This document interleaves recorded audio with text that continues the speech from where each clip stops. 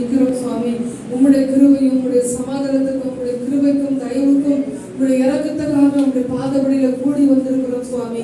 நீர் ஒரு விஷயங்களை கண்ணோக்கி பாரும், ஒரு விஷயங்களை இறக்கம் பாராட்டி ஆசீர்வதித்து உம்முடைய மகிமையை நிரப்பும் சுவாமி.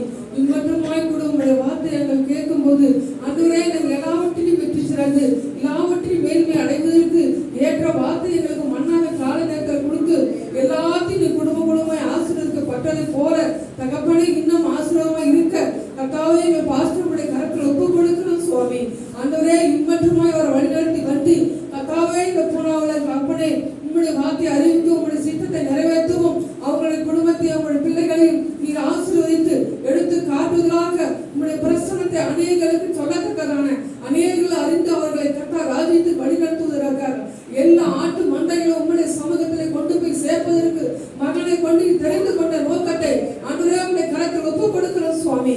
ஆனால் எங்கேயே கர்த்தாவே எங்கேயும் ஒரு இதில் இருந்திருக்கலாம், போலாம் வரலாம், ஆனால் எங்க உங்களுடைய சித்தம் ஆண்டவரே அங்கேயே உங்களுடைய சித்தத்தை நிறைவேற்ற மகனை கொண்டு வந்து நிரப்புறதுக்காக உமக்கு ஸ்தோத்திரம் அப்பா. இந்த ஆண்டவரே